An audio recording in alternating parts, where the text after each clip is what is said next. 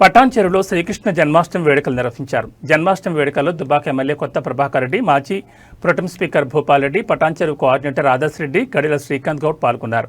అనంతరం వారు ప్రత్యేక పూజలు నిర్వహించారు. స్థానిక కార్పొరేటర్ మెట్టుకుమార్ యాదవ్ వారిని గజమాలతో సన్మానించారు.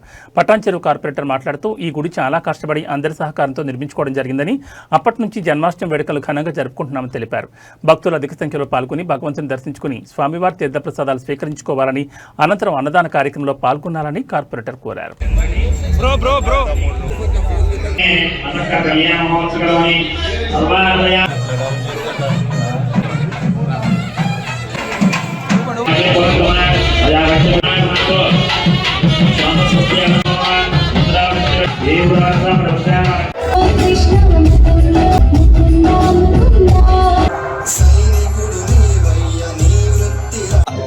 పటాన్చెరు పట్టణం లోపల కృష్ణాలయం నిర్మించాలనేసి నాకున్న 15 ఏళ్ల కళకు 3 సంవత్సరాల కింద సాకారమై 3 సంవత్సరాల కింద ఇది నిర్మించుకోవడం జరిగింది.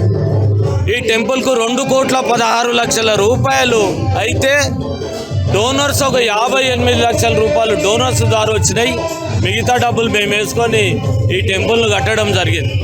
బ్రహ్మాండంగా నిజంగా పటాన్చెరు పట్టణం లోపల రామ మందిర్ ఉంది, మంకాలమ్మ గుడి ఉంది, శివుని గుడి ఉంది, ఇట్లా చాలా గుళ్ళు ఉన్నాయి. కానీ ఆ దేవదేవుడైనటువంటి ఆ కృష్ణ భగవానుడి గుడి లేదు. ఎట్టి పరిస్థితుల్లో నిర్మించాలని ఒక 15 ఏళ్ల కళను 3 ఏళ్ల కింద సాకార కమిటీ మెంబర్లను తయారు చేసుకున్నాను. 24 మంది కమిటీ మెంబర్లు నిజంగా చాలా ఒక మంచి ఉన్నత స్థానంలో ఉన్నోళ్ళు, అటుగాక వాళ్ళు ఒక మంచి మనసు ఉన్నోళ్ళు. నిజంగా వాళ్ళ ఆర్థిక సహాయం, నా ఆర్థిక సహాయం తోడుగా ఈ ఉత్సవాలను గత 3 సంవత్సరాల నుంచి నిర్వహిస్తున్నాం. దీనికి తోడు నిజంగా రాముడికి హనుమంతుడు తోడైనట్టు అన్నదాన కమిటీగా మేము వస్తామని చెప్పేసి నిజంగా మిల్కురాజు ఆధ్వర్యంలో 10 మంది, వీరేష్ అని, బిట్టు అని, శ్రీనివాస్ రెడ్డి అని, ఇట్లా చాలామంది 10 మంది అన్నదాన కమిటీగా ముందుకు వచ్చి లాస్ట్ టైం 6 క్వింటాల రైస్ వండిర్రు. ఈ సంవత్సరం 8 క్వింటాల రైస్ వండి, ఎందుకంటే మిట్ట మధ్యాహ్నము దేవుడి దర్శనం చేసుకున్న తర్వాత ఇంటికి పోయి భోజనం చేయాలంటే మళ్ళీ 1-2 గంటలు పడుతుంది.